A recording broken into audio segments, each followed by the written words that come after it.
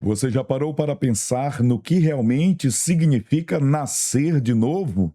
Muita gente imagina que salvação é apenas mudar alguns comportamentos, abandonar certos hábitos, tornar-se uma pessoa melhor. Mas a Bíblia nos ensina algo muito mais profundo e revelador. A regeneração é a obra inicial do Espírito Santo na aplicação da salvação. É quando aquele que estava espiritualmente morto recebe vida. É quando Deus, pela sua graça, transforma o coração do homem e faz surgir uma nova criatura. Não é algo exterior, não é aparência religiosa, é transformação interna, é o Espírito Santo purificando, restaurando, concedendo uma nova natureza. E isso não acontece por mérito humano, evidentemente não, mas pela graça divina. Como está escrito na primeira epístola de João, capítulo 1, versículos 12 e 13, e Tito, capítulo 3, versículo 5. Observe que Jesus chamou esta experiência de nascer do alto, uma nova vida que vem de Deus. Como lemos na primeira epístola de Pedro, capítulo 1, versículo 23, é uma obra invisível, mas absolutamente real. Como o vento, nós não vemos o vento, mas sentimos os efeitos do vento. Assim disse Jesus em João capítulo 3 e o versículo 8. Quando o Espírito Santo sopra, algo muda, a mente muda, os desejos mudam, a direção da nossa existência também muda. Hoje nós vamos estudar a lição de número 9. Iremos refletir sobre a seguinte temática: Espírito Santo, o regenerador. No plano perfeito da salvação, vamos entender como ele opera o milagre da regeneração, transformando a natureza caída e concedendo nova vida em Cristo. Que o Senhor fale profundamente ao seu coração, porque quando Deus regenera alguém, ele não apenas melhora a vida, tudo muda na nossa existência. Seja bem-vindo ao meu canal Foco Teológico. Eu sou o pastor Epaminondas Fonseca e eu quero convidá-lo a você fazer agora, neste exato momento, a sua inscrição neste canal. Portanto, inscreva-se neste canal, curta este vídeo, deixe um comentário aqui no espaço reservado para os comentários. Compartilhe este vídeo, o link deste vídeo nos seus grupos familiares e também de professores de escola dominical ou com quem você entender que esta mensagem, este vídeo vai abençoar. Assim, eu lhe peço ainda que ative o sininho de notificações para você ser avisado todas as vezes que um novo vídeo for publicado aqui neste canal. Eu ainda peço a sua ajuda. Se você sentir de Deus, é claro, você pode me abençoar tornando-se um membro apoiador. O membro apoiador, ele, além de me abençoar, ele também é abençoado com os materiais que nós publicamos aqui todas as semanas. Todas as semanas nós trabalhamos em um PowerPoint novo, um PDF novo com o comentário das lições semanais. Portanto, fica aqui o convite para que você se torne membro. Basta tão somente você clicar no botão que está aparecendo embaixo do vídeo, seja membro. Você será direcionado à plataforma do YouTube para se tornar membro apoiador deste canal. Vamos direto para a lição de hoje. Acompanhe a lição que só está começando. Nós hoje vamos trabalhar o seguinte tema: Espírito Santo, o regenerador. Partindo para a leitura do texto áureo e da verdade prática. Jesus respondeu e disse-lhe: Na verdade te digo que aquele que não nascer de novo não pode ver o reino de Deus. Evangelho de Jesus por João, capítulo 3, versículo 3. A leitura da verdade prática. A regeneração é a transformação operada pelo Espírito Santo, pela qual o pecador se torna uma nova criatura. Aí você terá acesso também à introdução, mas vamos para os subtópicos do primeiro tópico da lição de hoje. O primeiro assunto que vamos abordar é regeneração, uma obra trinitária. E 4 assuntos destacados aqui pelo comentarista serão aqui trabalhados. O primeiro, a doutrina bíblica da regeneração. O segundo, regeneração como existência, como exigência de Jesus. O terceiro subtópico, o Pai como o autor da salvação. E o quarto subtópico, o Espírito como agente da regeneração. No primeiro ponto da lição, nós vamos estudar regeneração, uma obra trinitária, e o primeiro subtópico, a doutrina bíblica da regeneração. Só lembrando que este primeiro ponto da lição, nós teremos 4 subtópicos na lição de hoje. Vamos então falar da necessidade da origem divina, inicialmente, da doutrina da regeneração. No diálogo com o fariseu Nicodemos, Jesus declarou uma das verdades mais profundas do Evangelho. Ele disse: na verdade, te digo que aquele que não nascer de novo não pode ver o reino de Deus. João, capítulo 3 e o versículo 3. Essa expressão, nascer de novo, é ainda mais rica no texto original, no texto grego. Ela combina 2 palavras gregas, genao, que significa gerar, dar origem, e anotem, que significa do alto, de cima. Portanto, Jesus não está falando apenas de recomeço, não. Ele está falando de uma origem nova, uma origem que vem do alto. O próprio Evangelho de João esclarece essa verdade. Aquele que vem de cima é sobre todos. O versículo 31 nos aponta isso deste mesmo capítulo. Tiago, ele confirma esta verdade bíblica no capítulo 1, versículo 17. Toda boa dádiva e todo dom perfeito vem de onde? Do alto. Descendo de quem? Do Pai das luzes. Não da vontade humana, mas da vontade de Deus. Isso, portanto, significa que o novo nascimento não procede absolutamente da vontade humana.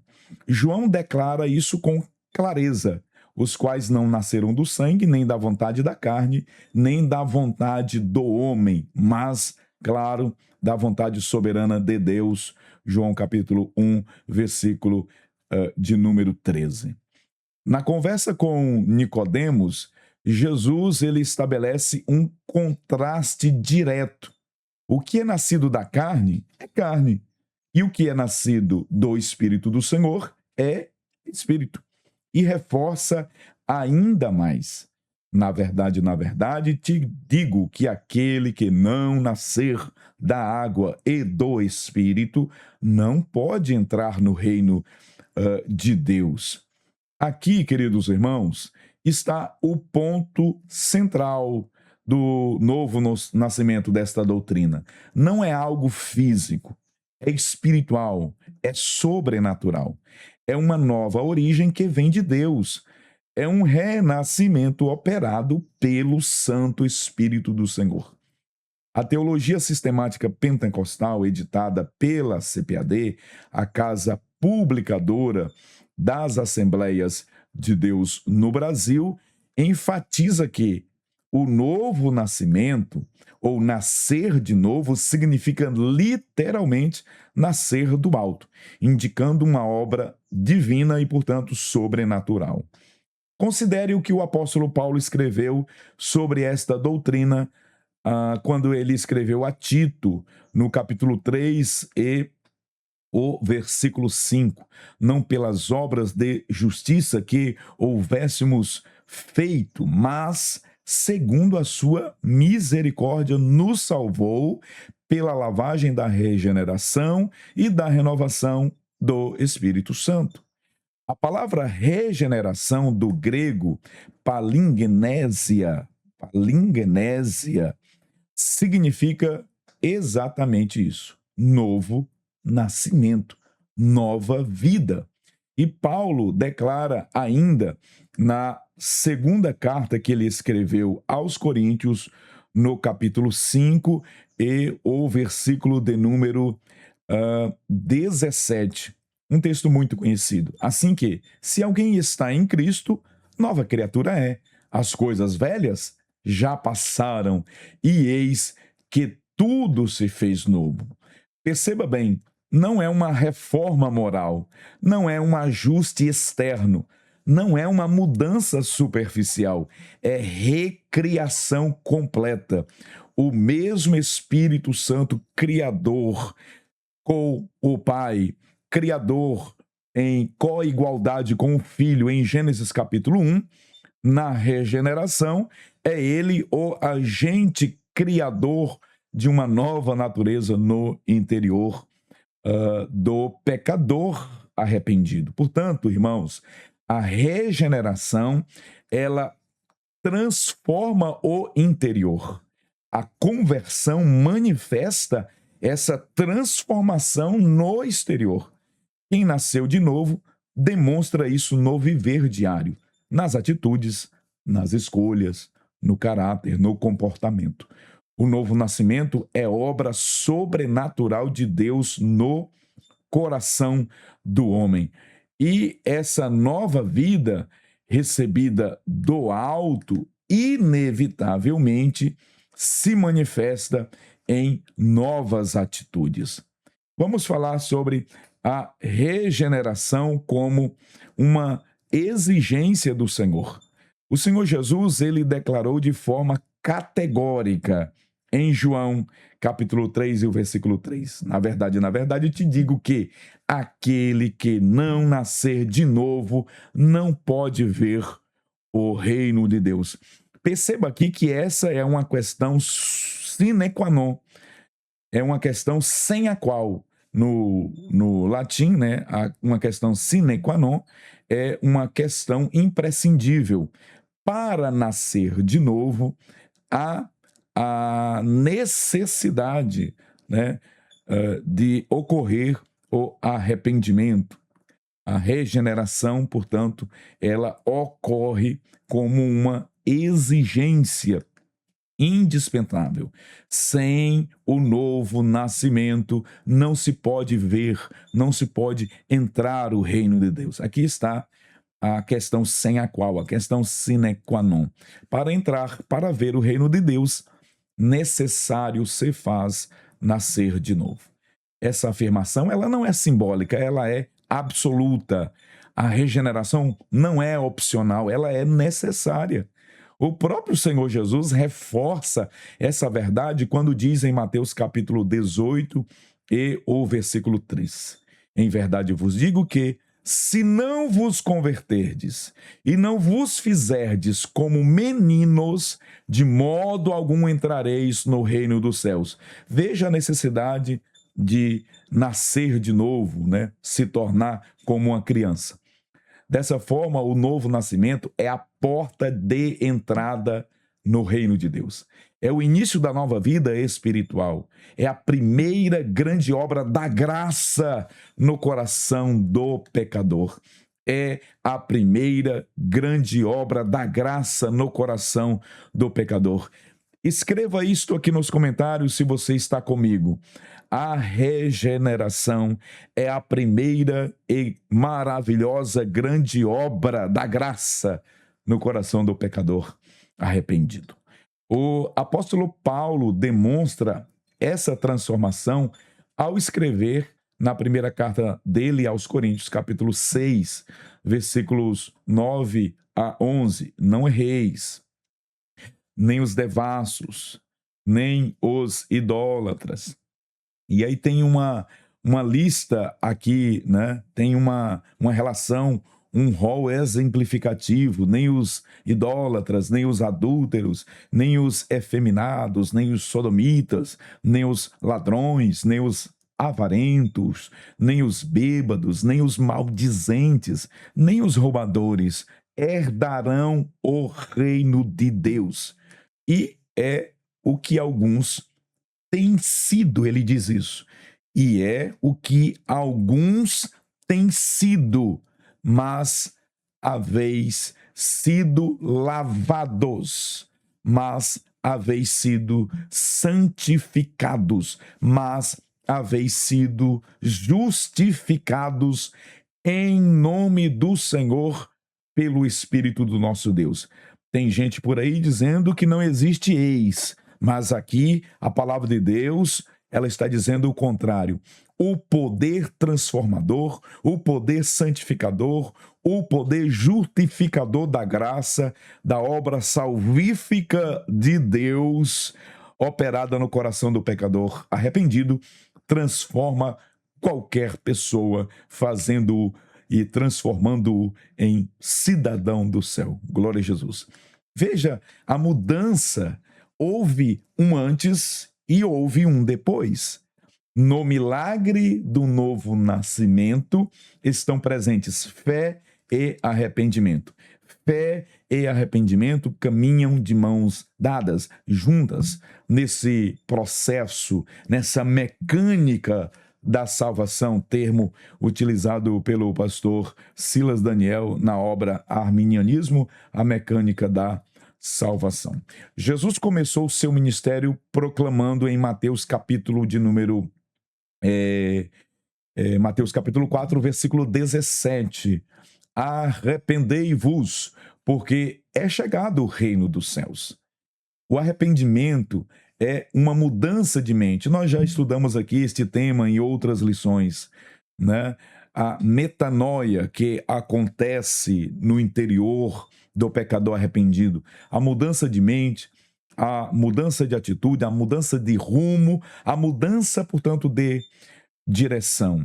É fé no Cristo que transforma, é a confiança na obra salvífica de Jesus Cristo que leva o homem a essa mudança interior.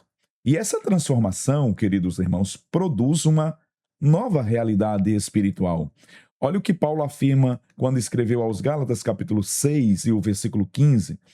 Porque em Cristo Jesus nem a circuncisão, nem a incircuncisão tem virtude alguma, mas sim o ser uma nova criatura. Não é aparência religiosa, não é tradição, é nova criação. Torna-se nova criatura, aquele que, arrependido dos seus pecados, aquele que aplica ou direciona a sua fé para o Calvário, para a cruz de Cristo.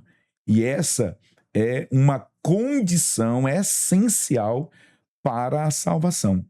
Por isso, a mensagem da regeneração deve ocupar lugar central na pregação da igreja, do pregador pentecostal, do pregador que ama o Calvário, que ama a cruz de Cristo, que ama as pessoas perdidas. Cristo ordenou isso em Marcos capítulo 16 e o versículo 15, ide por todo o mundo e pregai o evangelho a toda criatura. O comentarista da lição, ele fez questão de expor aqui esse versículo bíblico que deve ser o motor da igreja aqui na terra.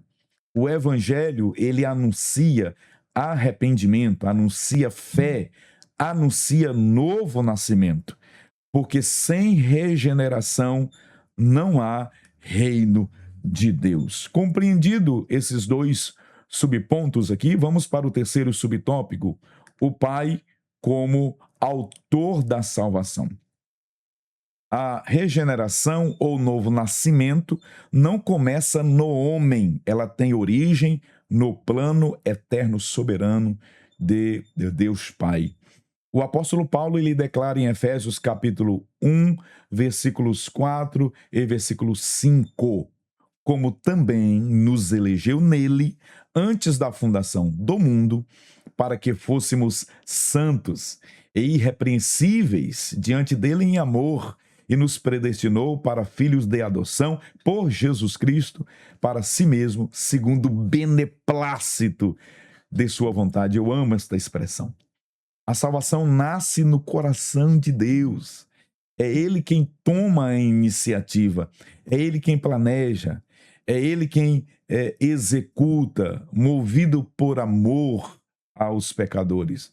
Jesus afirmou: porque Deus amou o mundo de tal maneira que deu o seu Filho unigênito para que todo aquele que nele crê não pereça, mas tenha a vida eterna. O texto áureo da Bíblia, João capítulo 3, versículo 16. Note que esse amor é a fonte da redenção. Não é mérito humano, não é esforço pessoal, é graça. João reforça essa verdade ao dizer que os quais não nasceram do sangue, nem da vontade da carne, nem da vontade do homem, mas de Deus.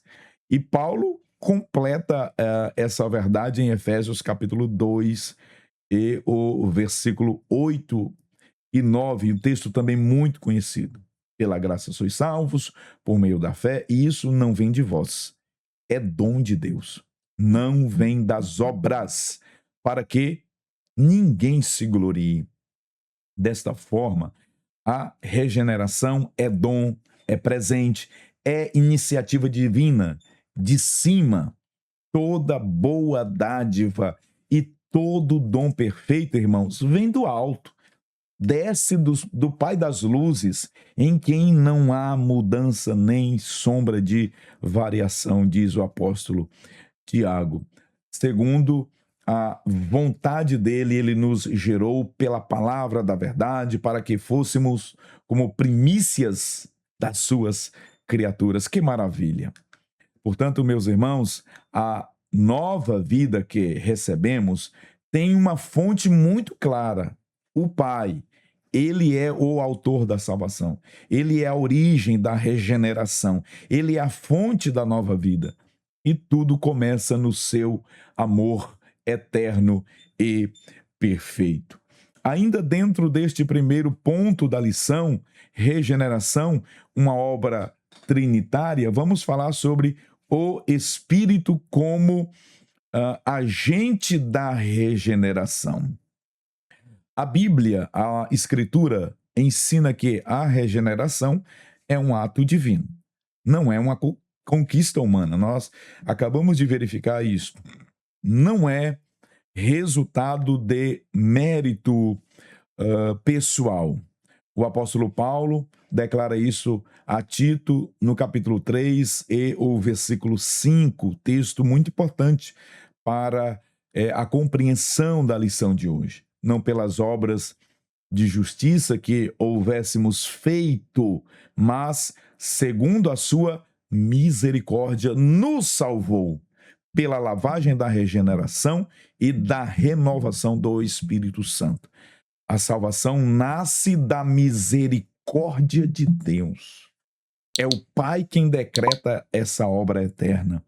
Paulo escreve aos Efésios capítulo 1, versículo 4, como também nos elegeu nele antes da fundação do mundo, para que fôssemos santos e irrepreensíveis diante dele em amor. O plano começa no Pai.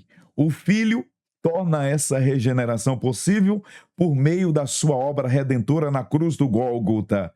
Consideremos agora Efésios capítulo 1 e o versículo 7, que diz, que esclarece essa verdade. Em quem temos a redenção pelo sangue, pelo seu sangue, o sangue de Jesus. E ele continua: a remissão das ofensas segundo a riqueza da sua graça. Sem a cruz não haveria vida nova. Sem a ressurreição não haveria esperança. E nós temos agora a participação nessa administração da Trindade, nesta economia da Trindade, o papel glorioso, maravilhoso do Santo Paráclito, do Santo Espírito do Senhor. O Espírito Santo, ele é quem aplica essa obra no coração do pecador arrependido. Jesus declarou essa verdade em João, capítulo 16, e o versículo 8. E quando ele vier, ele quem? O Espírito Santo. Convencerá o mundo do pecado e da justiça e do juízo. É o Espírito quem convence, é o Espírito quem desperta, é o Espírito quem transforma. O próprio Senhor explicou essa verdade.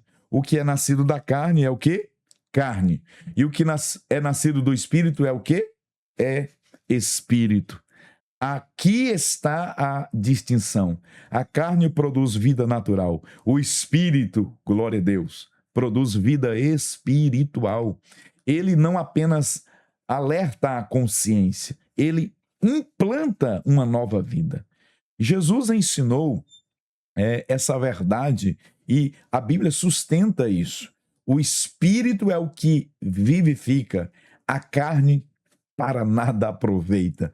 Onde o Espírito opera, a transformação interna, a mudança real, a nova natureza. Glória a Jesus. E o resultado dessa nova vida se manifesta onde? Exatamente no caráter do cristão, do crente, do novo convertido, na vida daquele que passou por essa mudança radical no interior da sua existência. Paulo ensina que fomos o quê? Predestinados para sermos conforme a imagem de seu Filho. Isso Paulo escreveu aos Romanos. Irmãos, veja que a regeneração inicia essa transformação e também essa conformação com Cristo, essa adaptação à nova vida com Cristo. É o Espírito quem faz. E essa obra não termina no novo nascimento. O mesmo Espírito que regenera também é o mesmo Espírito que santifica, que sustenta e preserva o crente até o fim. A regeneração é só o começo da vida espiritual, mas o Espírito continua atuando até que a obra seja plenamente completa. Compreendida esta primeira parte aqui da lição de hoje, vamos para o segundo tópico da lição, e aqui nós vamos estudar a natureza espiritual da regeneração. Vamos analisar uma transformação interior, o segundo subponto, uma obra soberana do Espírito, e o terceiro subtópico, uma nova vida e uma nova conduta.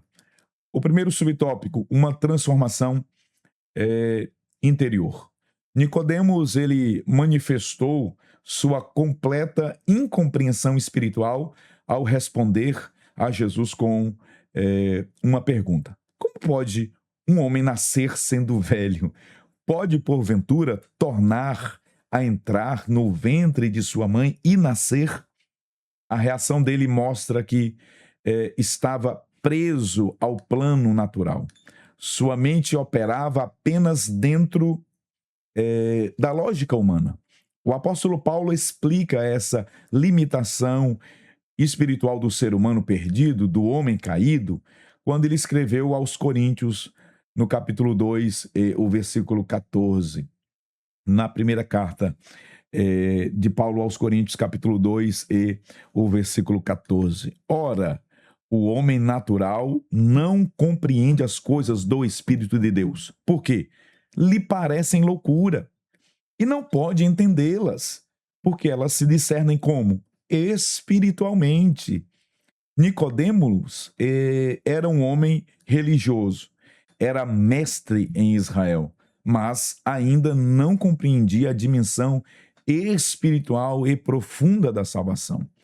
Ele interpretou o nascer de novo como algo físico, algo da carne. Isso evidencia uma verdade muito profunda. A mente religiosa, quando espiritualmente morta, permanece presa à lógica do mérito e das obras. Paulo descreve essa realidade ao falar sobre Israel na carta que ele escreveu aos Romanos. Porquanto, não conhecendo a justiça de Deus e procurando estabelecer a sua própria justiça, não se sujeitaram à justiça de Deus. Nicodemos estava apegado à ideia de merecimento, de esforço e de desempenho religioso. Essa era a compreensão, né, do judaísmo dos tempos de Nicodemos. Uma salvação por merecimento, por esforço, por desempenho, por crédito ou por mérito humano. E essa não é a obra que Jesus veio realizar e que exige do homem. Não. Jesus, ele exigiu algo totalmente diferente daquilo que Nicodemos pensava.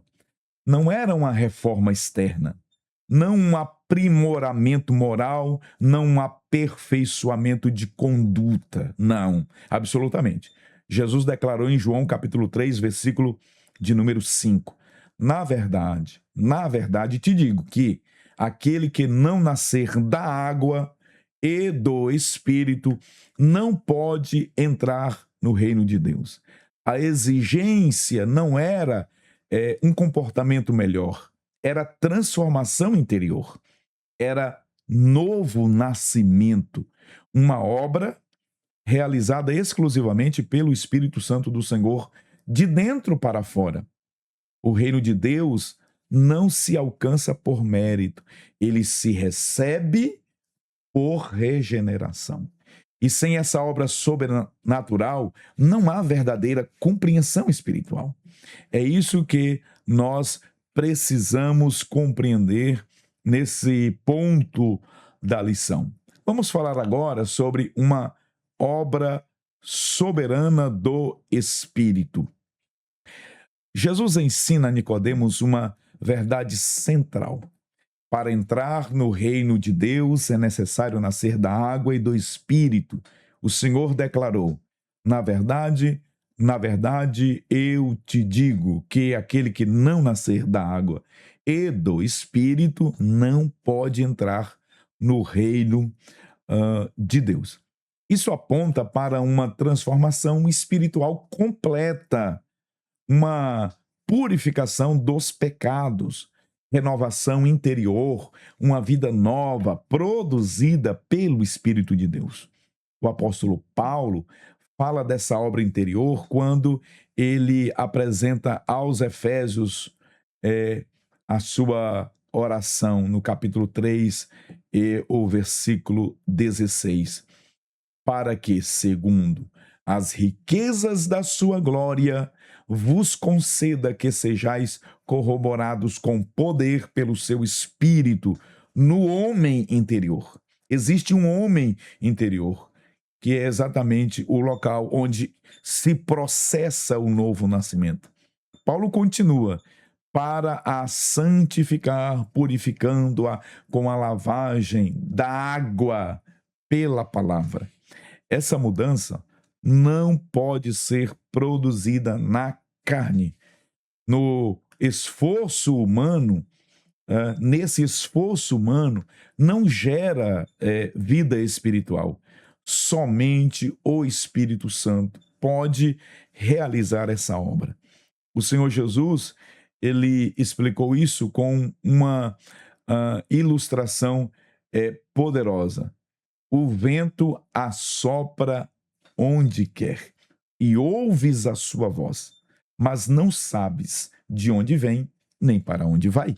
Assim é todo aquele que é nascido do Espírito. Essa metáfora é gloriosa, é maravilhosa para falar da obra do Espírito Santo. Por quê? Porque o vento é livre. Não se pode controlar o vento. Não se submete o vento aos esquemas, às estratégias humanas. Assim também é o Espírito de Deus.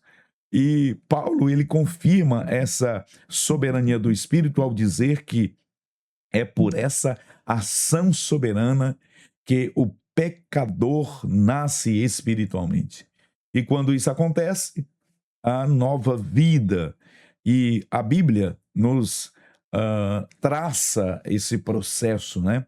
Assim que, se alguém está em Cristo, nova criatura é, as coisas velhas se passaram e já se passaram, e eis que tudo fez-se novo. A segunda carta de Paulo aos Coríntios, capítulo 5, versículo 17, texto também que nós já fizemos menção aqui nesta videoaula.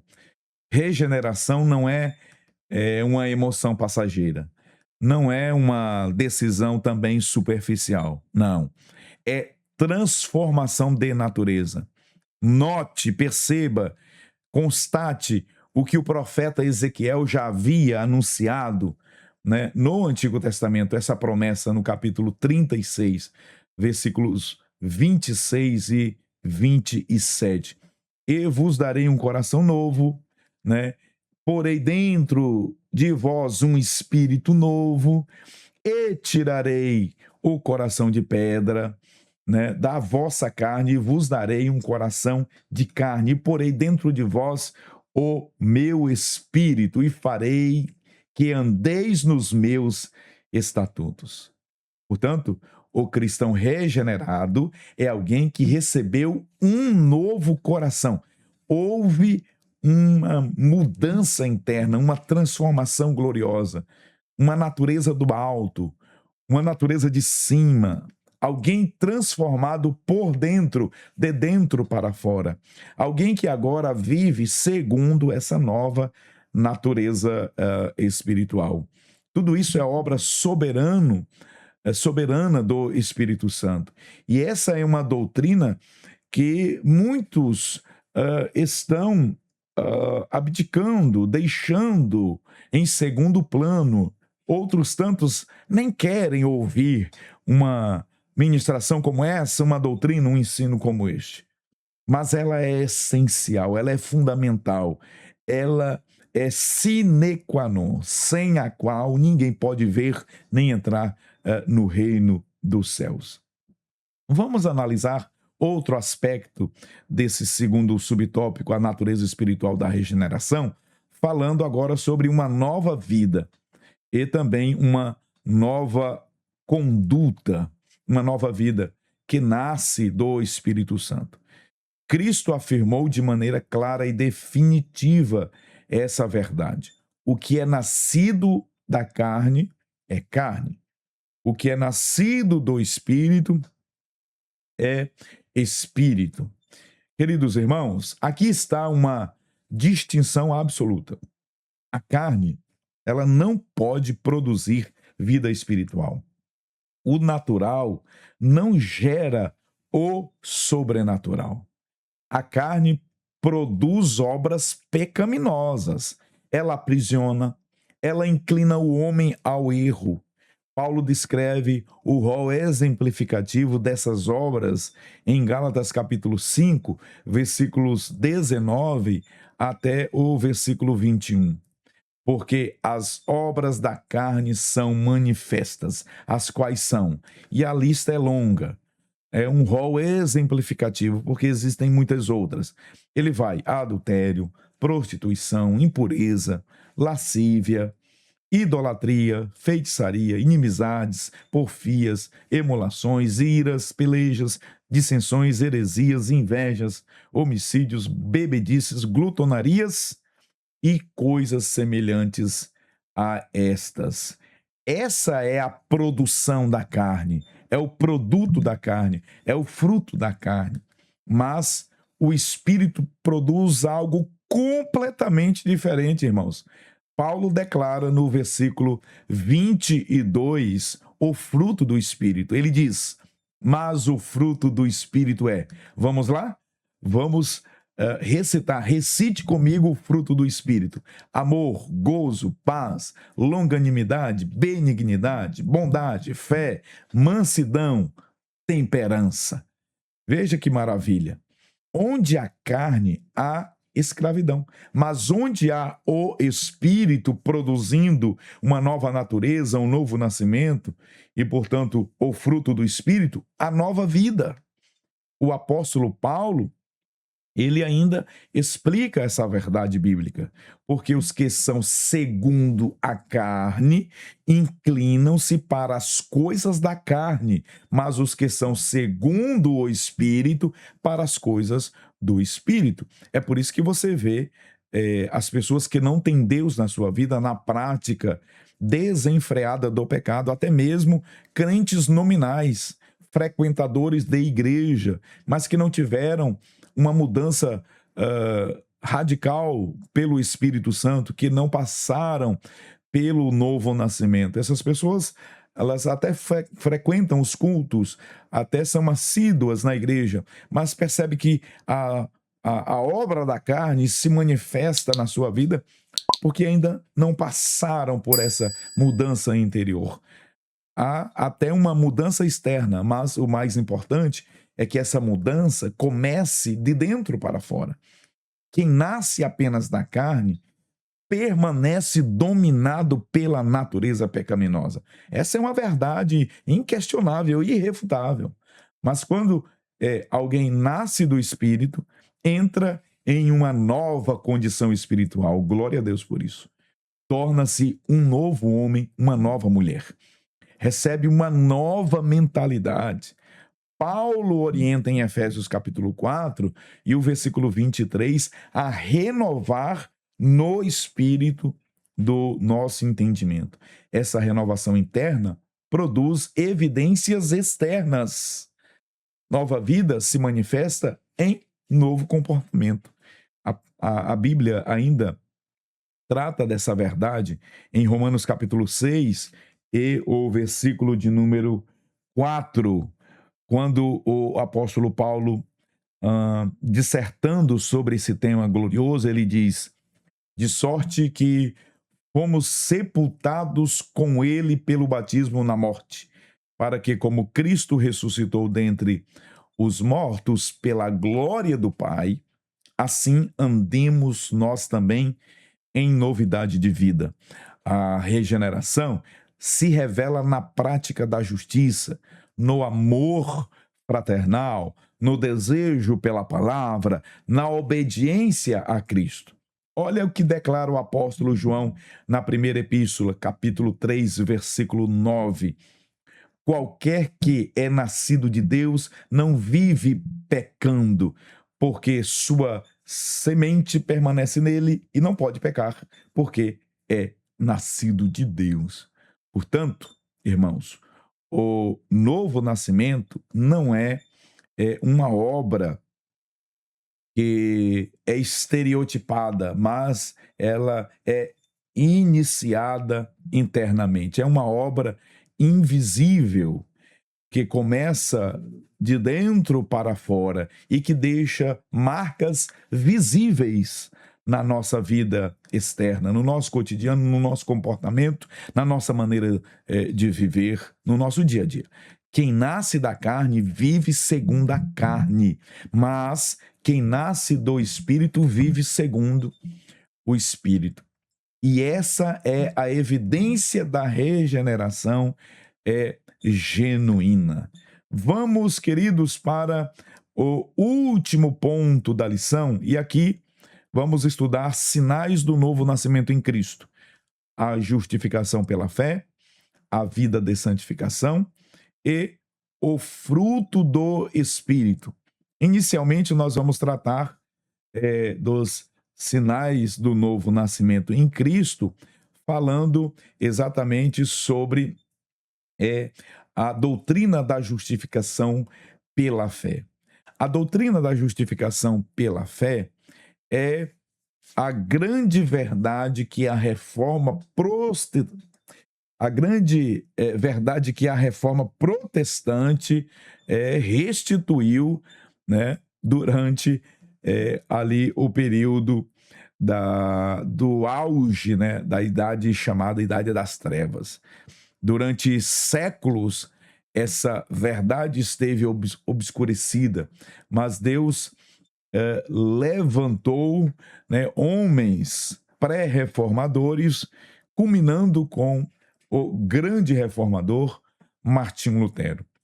Até que Martinho Lutero, esse homem que, atormentado pela culpa e também pelo medo do juízo divino, encontrou a resposta e a luz nas Escrituras.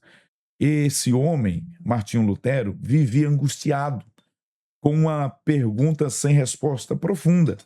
Se Deus julga o homem segundo a sua justiça perfeita, quem poderá ser salvo? Isso martelava e martirizava a sua alma. Ele, então, escreveu: Eu era um homem o mais miserável da terra. Dia e noite eram gritos e desespero, e ninguém podia ajudar-me. A sua alma não encontrava paz, até que compreendeu uma declaração poderosa do apóstolo Paulo quando ele escreveu a sua carta, né, aos Romanos, né, no capítulo 4 e o versículo de número capítulo 3, versículo 24 e também o versículo 28, capítulo 4, versículo 7 e o versículo 8. Paulo então ensina que a justiça de Deus ela é obtida pela fé. O justo, ele viverá pela fé. Quando ele entendeu que a justiça de Deus não é apenas o padrão que condena, mas também a justiça que Deus concede ao que crê, Lutero, ele encontrou alívio. A doutrina da justificação pela fé ensina exatamente isso. O pecador, ele é justificado, ou seja, declarado justo, não por obras, não por méritos, mas unicamente pela fé na graça divina. A própria palavra de Deus afirma isso em Efésios capítulo 2, o versículo 8 e o versículo 9. Porque pela graça sois salvos por meio da fé, isso não vem de vós, é dom de Deus, não vem de obras, para que ninguém se glorie. A salvação, queridos, é pela graça. O meio é a fé e o mérito permanece exclusivamente sendo para Cristo. Quando a Bíblia fala de justificação, ela usa uma linguagem judicial, é um termo forense. Imagine agora um tribunal. O pecador está condenado. A culpa é real. A sentença ela é justa, justíssima. Mas, mediante a fé na obra de Cristo na cruz, Deus declara esse pecador absolvido. Não porque ele mereça, mas porque Cristo pagou o preço da redenção, o preço da justificação, o preço do perdão. Na justificação, Deus não ignora o pecado, ele o julga em Cristo.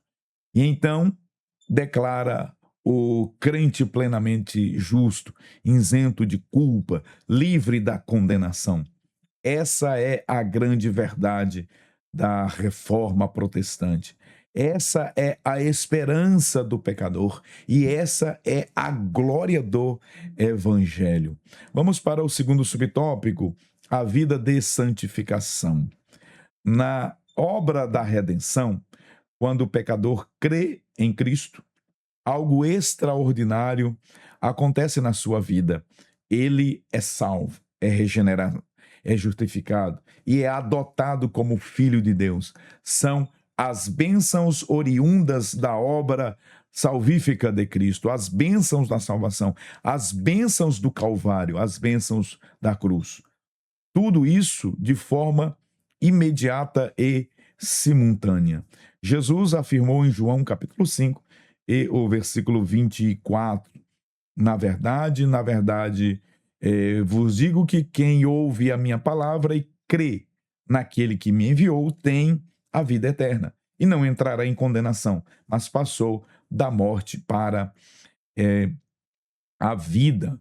E Paulo acrescenta em Romanos capítulo 8, versículo 15, porque não recebestes o espírito de escravidão para outra vez estardes em temor, mas recebestes o espírito de adoção de filhos, pelo qual clamamos, Abba, Pai. Salvação, nova vida, justificação, adoção. Veja que essa é a obra operada no interior do crente que é arrependido, ele agora nasce de novo. Mas observe que a obra de Deus, ela não termina por aí. A partir desse momento, inicia-se o processo contínuo de santificação. Aquilo que nós aprendemos na lição anterior. A santificação é progressiva, processual. Uma vida separada do pecado, consagrada à obediência, em direção à glorificação final. Paulo descreve esse processo na segunda carta que ele escreveu aos Coríntios, capítulo 3, e o versículo 18, quando ele diz: mas todos nós, com o rosto descoberto, refletindo como um espelho a glória do Senhor, somos transformados como de glória em glória na mesma imagem, como pelo Espírito do Senhor. O crente passa a viver segundo o Espírito, não mais dominado pela carne. Considere agora a primeira carta de Paulo aos Tessalonicenses, capítulo 4, versículo 3 e o versículo 4. Eu peço que, se você é professor de escola bíblica dominical, faça a leitura desta passagem bíblica, deste texto maravilhoso com seus alunos, porque esta é a vontade de Deus, a vossa santificação, que vos abstenhais da prostituição, que cada um de vós saiba possuir o seu vaso em santificação e honra. A santificação possui um aspecto posicional, porque fomos separados para Deus. Este tema nós estudamos também na lição anterior. E também um aspecto progressivo, que é o segundo aspecto, porque crescemos em maturidade espiritual. Nós precisamos ir brilhando todos os dias como a luz da aurora, conforme escreveu o sábio Salomão no capítulo 4, versículo 18 de Provérbios. Pedro ainda, queridos irmãos, nos exorta na primeira epístola, no capítulo 1, versículos 15 e também versículo 16. Mas, como é santo aquele que vos chamou, sede também vós santos em toda a vossa maneira de viver, porquanto está escrito, sede santos, porque eu sou santo, diz o Senhor. A nova vida recebida na regeneração produz o quê? Evidências práticas. Paulo ensina isso aos Romanos, no capítulo 6 e o versículo 11. Assim também vós considerai-vos como mortos para o pecado, mas vivos para Deus em Cristo Jesus, o nosso Senhor. Paulo ainda acrescenta essa doutrina aos Efésios, quando ele expressamente diz: e vos revistais do novo homem que, segundo Deus, é criado em verdadeira justiça e santidade. Desta forma, regeneração gera nova vida, justificação muda nossa posição diante de Deus e a adoção nos dá identidade. Aleluia! E a santificação molda o nosso caráter. Isso é glorioso. Tudo isso até o dia final, quando seremos plenamente glorificados em Cristo Jesus. Vamos encerrar essa aula maravilhosa, coroando o ensino de hoje, estudando o fruto do Espírito, um tema que é fundamental para esse processo santificador que inicia-se no novo nascimento. O fruto do Espírito Santo está diretamente ligado ao crescimento espiritual e ao desenvolvimento do caráter cristão. Ele revela a nova vida em Cristo. Refere-se ao modo de viver daqueles que pertencem ao Senhor e caminham sob a direção do Espírito. Quando Paulo escreveu aos Gálatas, ele nos afirmou isso. Digo, porém, andai em espírito e não cumprireis a concupiscência da carne, porque a carne cobiça contra o espírito e o espírito, por sua vez, contra a carne. E estes opõem-se um ao outro. E também exorta aos Efésios capítulo 5 e o versículo 18, e não vos embriagueis com o vinho em que há contenda, mas enchei-vos do Espírito. Cristo ensinou um princípio simples e profundo em Mateus capítulo 12 e o versículo 33. Ou fazei a árvore boa e o seu fruto bom, ou fazei a árvore má e o seu fruto mau, porque pelo fruto se conhece a árvore. Pelo fruto se conhece a árvore. Deixe agora escrito aqui nos comentários isto. Pelo fruto se conhece a árvore. A natureza da árvore, ela vai gerar o seu devido fruto. O verdadeiro cristão, portanto, é identificado pelo bom fruto, que manifesta onde? Em seu viver diário. Por outro lado, o fruto mau denuncia a permanência da natureza da carne. Paulo descreve essas obras. Nós já fizemos menção aqui das obras da carne que estão descritas lá aos Gálatas, também no capítulo 5, a partir do versículo de número 19. Mas, ao trabalhar o fruto do Espírito, Paulo deixa claro que essas virtudes, né, onde as obras da carne, elas dominam, não houve a regeneração genuína e verdadeira, mas o fruto do Espírito, ele é manifesto e não é resultado de esforço meramente humano. O esforço humano não produz o fruto do Espírito. O Espírito, ele deve governar a vida do crente para que ele produza naturalmente essas virtudes gloriosas. O fruto do Espírito que está no versículo 22. E o versículo 25 ainda declara: se vivermos no Espírito, andemos também no Espírito. A palavra de Deus, ela apresenta essa verdade bíblica no versículo de número 22, que nós já fizemos menção aqui, né, do fruto do Espírito que se manifesta em 9 virtudes. Vamos citá-las aqui novamente porque nunca é demais. O Espírito Santo, ele produz em nós o seu fruto, que é amor, gozo, paz, longanimidade, benignidade, bondade, fé, mansidão, temperança. Essas virtudes podem ser compreendidas em 3 dimensões. Anote isso. O comentarista da lição trabalhou esse tema no livro de apoio. A primeira dimensão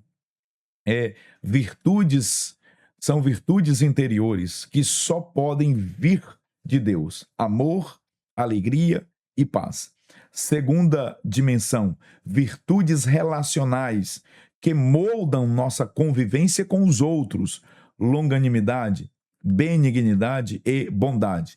Então, observe que a primeira dimensão é vertical, relacionamento com Deus. A segunda dimensão é horizontal, relacionamento com o nosso semelhante, com o nosso próximo, bondade, benignidade e paciência.